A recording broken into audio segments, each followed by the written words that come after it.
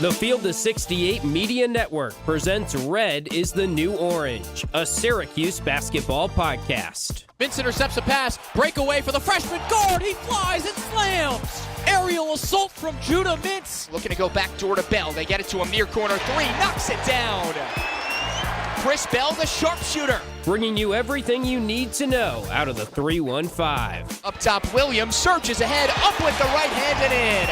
A pretty up and under move from Benny Williams to beat his man. Over to Taylor, he skips into the lane, puts up a floater, it drops in. Let's get it started with your host, Ian Unsworth and Johnny Gadamowitz.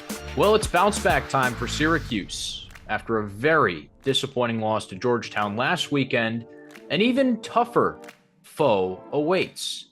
And this is another team that Syracuse fans have history with, not because of conference affiliation necessarily, but when you think of basketball in the Northeast, you think Syracuse, you think UConn, you think St. John's.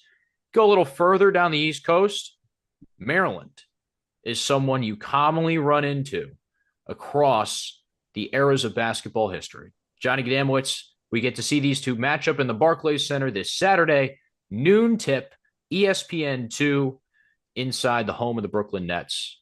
It should be a good one. Should, with big quotation marks around it. I hope it's a good one. This is probably the best team Syracuse has played all year, not named Tennessee. Maryland's really good, folks. We'll talk more about it throughout the course of the show, but I think this is a game where if you're Syracuse, as much as you mentioned, Ian, okay, yeah, bounce back time, I don't go into this expecting a win per se. I don't know how many Orange fans do because of what the Terps bring to the table. But this is another one of those not early season, but now mid to early season non-conference games where if you go out there and you prove that you can hang with these guys and you give me a game with 3.5 minutes to go in the second half, I can't walk away from that being disappointed. Maryland is 9-2. No matter what metric, net, KenPom, take your pick, they're pretty much consensus top 20. And this is a game that if Syracuse, again, can make a statement even without being on the right side of things as far as the result is concerned.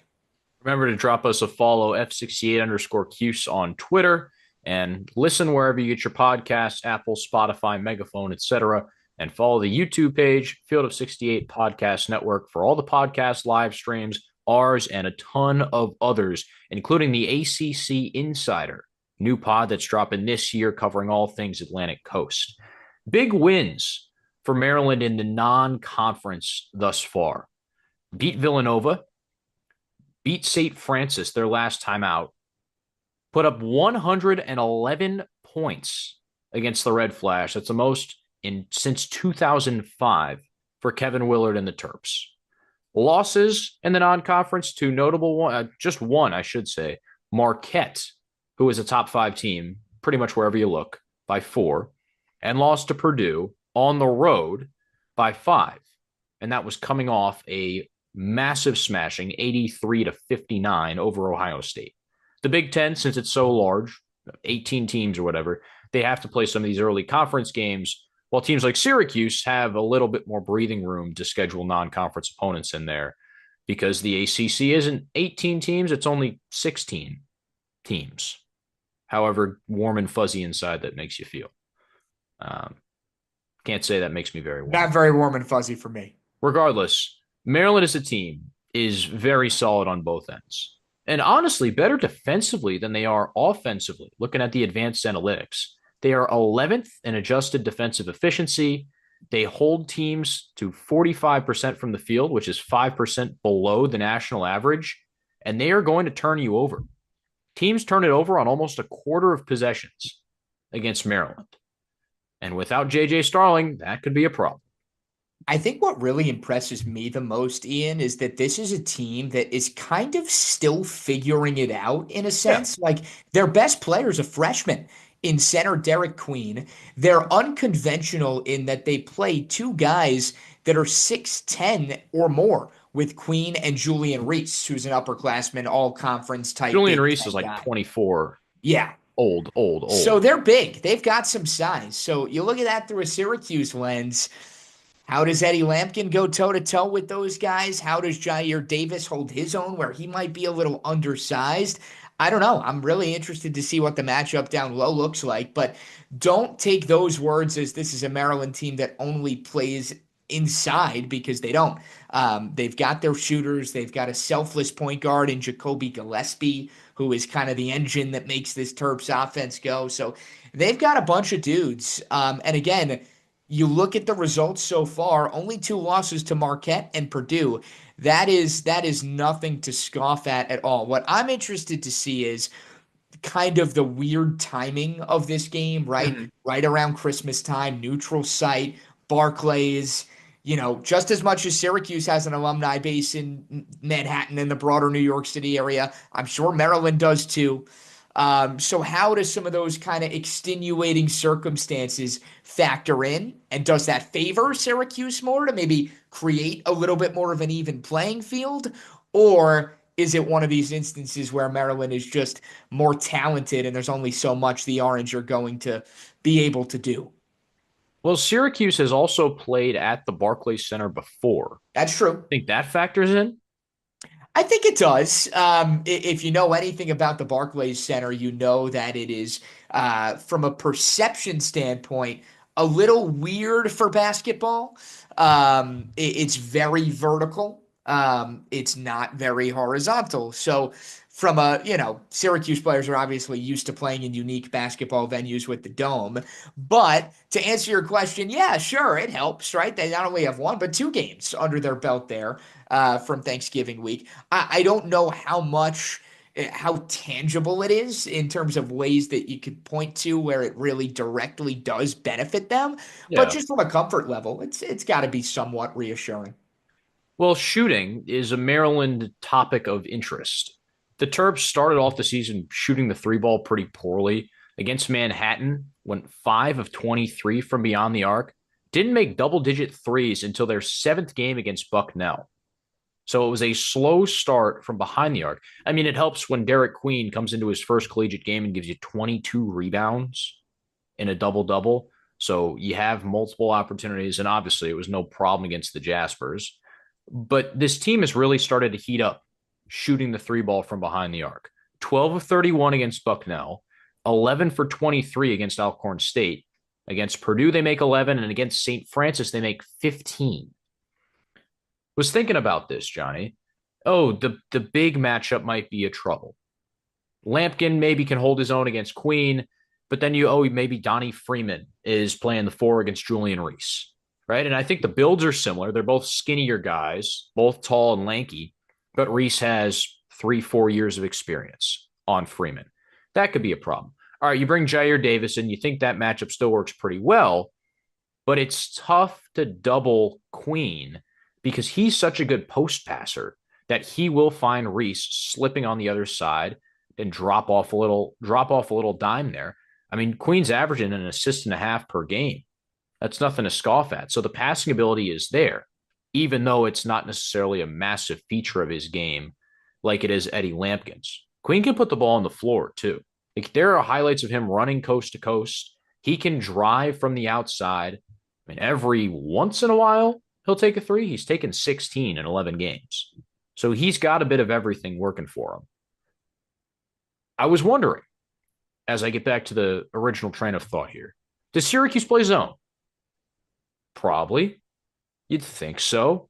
That takes away some of the post-up opportunities for these bigs. And Reese loves to go one-on-one over his right shoulder. He'll do that all day. But then you think about it, this Maryland team shooting the 3-ball so well, zone might put yourself in an even deeper hole.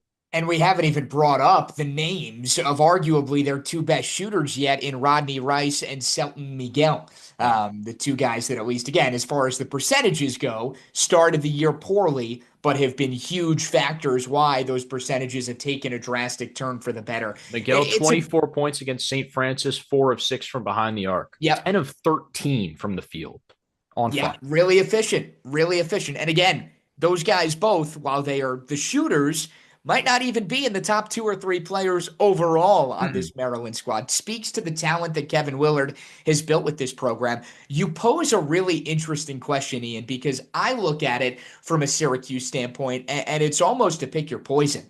How would you rather get beat? Would you rather Maryland shoot the lights out and attack that zone? Or you rest on your laurels and you try to go man to man and go one on one with a lot of these guys and hope that Donnie Freeman is up to the task. I lean more the latter and going man to man defense because at a certain point, especially for a guy like Freeman, you kind of need games like that where you're tested, where you're going up against a team that could be a second weekend tournament team come March, where you can really test yourself against what it takes to win at the high major level. And I'm not saying that Red Autry and his coaching staff are making decisions with that rationale, but I'd almost rather go down fighting in the sense that, yeah, you know what? Try the man to man, because if you go zone, you know they're just going to shoot over it. And Yeah. a hot Maryland team is probably going to continue to be a hot Maryland team come this weekend. So I'd rather take my chances with the man to man. Okay. The other thing about the zone is it leaves you pretty open to offensive rebounding. Maryland has double-digit offensive rebounds in 7 of its 11 games. Syracuse, on the other hand, has given up double-digit offensive rebounds in 3 of its last 4. So you don't want Queen to get frothed up, lathered up on the glass, and then start to catch a rhythm from there. That is the last thing you want to do. Depth-wise, though, here's one thing where Syracuse, I think, has an advantage. All 5 of Maryland's starters are playing over 55% of the minutes. These dudes will spend a lot of time on the floor. We'll see some of Deshaun Harris-Smith, see a little bit of Tafara Gapare, but other than that, it is a shorter rotation for Kevin Willard. Will that really matter? I don't know. But this is a game that I think Maryland will be going hard to win. As I've said, they don't have a ton of big non-conference wins over brand name teams. So this is one you really want. Because after this, Maryland has Maryland Eastern Shore, and then it's all conference games, even though they started off with Washington, Oregon, UCLA. I mean, those games just get lumped into conference play. And when we get to talking resumes here in a couple months, Maryland will be competing for, are they a 6? Are they an 8? Could they be even better? And a win over Syracuse, despite how badly this Orange season finishes or how well it finishes, a win over Syracuse is a resume building win, especially on a neutral site. Totally, totally. And I think from a Syracuse standpoint, this is a big game for the ACC. Yeah. It's not really getting talked about a ton because it's been talked about so much over the past year or two, it feels like. The Atlantic Coast has not had a great start to the year whatsoever. And I think, again, going back to my point from earlier, where even if you don't come out on the right end of things, like, just prove that you can hang, right? Prove that you belong. Prove that this is a game where, yeah, we're on equal playing fields. Even if Maryland is the better team, we can give them a fight. So I think, you look up and down the conference, and there's not a lot of marquee wins. There really isn't, going up against Big Ten, SEC, Big 12 type teams. So at a certain point, when you start to have that resume conversation, which again, we're still months from having, but we're going to look back on these November, December games, and it's all part of the equation. Obviously, for the Orange, you just want to get a win. You want to get momentum back on your side, feeling good into what really should be a get-right game against Bucknell after the holiday next weekend. But just, I think from a Syracuse angle, you don't want to overanalyze, right? You can't get too far ahead. The second you start thinking about, oh, well, if we lose this, then we got to win this. No, that's a losing battle. Just go out there, put your best foot forward. It's in New York City. You expect to have a pretty crowded Barclays Center. Even if it's not college basketball fans, let's not forget, Ian, this is Christmas week in New York City. There are going to be tourists all over the place. What do we want to do? Broadway show, basketball game. Oh, a good college game tonight. Let's go to Brooklyn. Check it out. Like, there's going to be people in the building. The noon tip is interesting because that's early. But I think there'll still be people there. And I don't see any reason why, again, Syracuse can't make this an interesting game down the stretch in the second half. Well, let me read you the rest of the college basketball slate. This is why it's a noon tip. You got UCLA and North Carolina at the Garden at 3. You've got Ohio State and Kentucky at the Garden at 5:30. Marquette is on the road at Xavier. Xavier just took UConn to overtime. UConn's playing Butler, Louisville, Florida State, Purdue, Auburn. There are so many games that have real national significance. Sure. Duke's also playing Georgia Tech, and Georgia Tech beat Duke last year. There are a lot of different games that are getting buzz and pub, and this honestly doesn't feel like one of them. It's just kind of gliding under the radar. Maybe that's good for Syracuse. Take a little bit of pressure off. Enjoy being in New York City. Enjoy everything the holiday season has to offer, but it doesn't necessarily feel like you're playing on a huge stage or you're playing a primetime game. Usually these noon games, we've seen it the past couple weeks. You play these early games, sometimes the team just comes out flat. Right? Maryland just beat a team by 40 points. Maybe they're a little asleep at the wheel. Who knows? That's a possibility. That would be best case scenario. I think a hot start is going to be key, especially because this is a Maryland team that can score in a hurry. I believe they went on a 38-8 run to end the first half in their last game out against St. Francis. So, you're not going to get, a bad Maryland team for a full 40 minutes. Even if they don't play their best game, they're going to have pockets where they light it up. That's just how talented this offense is. So the more breathing room you can give yourself early for Syracuse, because you know that inevitable run is probably coming, not necessarily because of pace. They're not the highest tempo team in the world, but just because of the prowess they possess on the offensive end. You need to kind of build up, this is not a game the Orange can afford to play come from behind. I'll say that. No. For me, it's Lampkin. If he starts well, and they don't necessarily have to force the ball into him, but if he gets an early foul on Derek Queen, or if he can be a magnet and start feeding the ball to other guys, getting them open, then Syracuse has a real chance. Because you make Queen work on the defensive end, he'll be a bit more tired on the offensive end, and you can start to limit Maryland that way and really force the guards to score instead of having them be secondary scoring options. Totally. So we'll see what happens with Syracuse and Maryland. Very interesting. Ken Pom thinks the Terps win by 11, again on the neutral floor of the Barclays Center. So either way, it'll be a resume booster for one side of the equation. We'll see who comes out on top. Noon tip, ESPN2 Saturday. We'll be back to talk about it after the contest. Episode will come out Monday or Tuesday, depending on when we get things situated. Wacky with the scheduling over here, so our apologies. But hope you're enjoying your holiday season and hope you enjoy Maryland